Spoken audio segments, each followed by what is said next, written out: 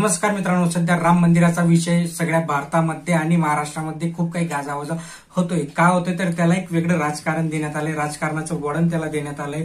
राम हे माझा माझा माझा असं सगळे म्हणत आता रामाला सगळ्यांनी वाटून घेतले आणि त्याच्यातच आता राष्ट्रवादीचे म्हणजे शरद पवार गटाचे जितेंद्र आव्हाड यांनी उडी घेतली आणि त्यांनी एक विधान केलं आणि त्या विधानावरूनच सगळीकडे आता चर्चा सुरू झाली की त्यांनी सांगितले की राम आपला आहे, तो बहुजनांचा आहे आणि राम हा शिकार करत होता, शिकार करून मांसाहार करत होते असं त्यांचं सूचक विधान आहे. त्यांनी त्याप्रमाणे सांगितलं. 14 वर्ष वनवासात राहणारा माणूस शाकाहारी अन्न कुठे शोधणार असा प्रश्न जितेंद्र आव्हाड यांनी उपस्थित केला आणि ते बोलताना त्यांनी सांगितले की जितेंद्र आव्हाड यांनी आपल्या भाषणात विधान केल्यानंतर शिबिरानंतरही त्यांना माध्यमांनी विचारण्यात आलं, तेव्हाही ते सांगण्यात आलं त्यांनी की मी माझ्या विधानावर ठाम आहे, मी कोणतेही वादग्रस्त विधान केलेले नाही, मी माझ्या विधानावर ठाम आहे. श्रीरामाला शाकाहारी बनवले जात आहे, पण वनवासात असताना ते काही मेथीची भाजी खात होते का असं त्यांनी स्पष्ट केलंय की ते काही मेथीची भाजी खात होते का. या देशातील 80% लोक हे मांसाहारी आहेत,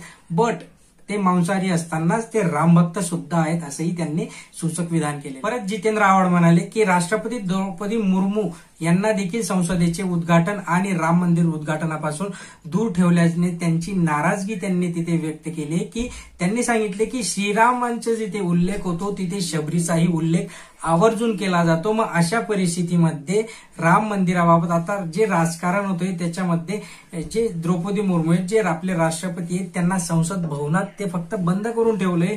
त्यांना कुठे ना उद्घाटनाला बोलवण्यात येते ना त्यांना कुठे मान पान सन्मान कुठेही त्यांना हे देता येत नाही. परंतु राष्ट्रपती द्रौपदी मुर्मू यांना तो मान दिला जात नाहीये आणि अत्यंत ही वाईट गोष्ट आहे. राम भेदभाव न मानणारा माणूस होता आणि तुम्ही जे रामाला वाटण्यात येते रामानुसार जर तुम्ही त्यांच्या पावलावर चालायला गेले तर मग तुम्ही असे भेदभाव का करताय. राम हा तुमच्या बापाचा नाही आणि आमच्याही बापाचा नाही. राम दर्शनाला जाणाऱ्या तिन्ही पक्षांच्या नेत्यांना मी सांगू इच्छितो की 14 वर्षाचा वनवास, बघा 14 वर्षाचा वनवास फक्त आई वडिलांच्या इच्छेखातर भोगणारा राम या तिन्ही पक्षांमध्ये कसा असू शकतो. महाराष्ट्रामध्ये अचानक जे काही राम मंदिराबाबत सगळे काही उफाळून आले आणि त्याच्यामध्ये सगळं जे काही पॉलिटिक्स घुसवण्यात येते त्याविषयी त्यांची चीड अत्यंत त्यांनी दर्शवली. त्यांनी प्रसार माध्यमांसमोर या सगळ्या गोष्टी मांडल्या आणि त्या प्रकर्षाने जाणवल्या.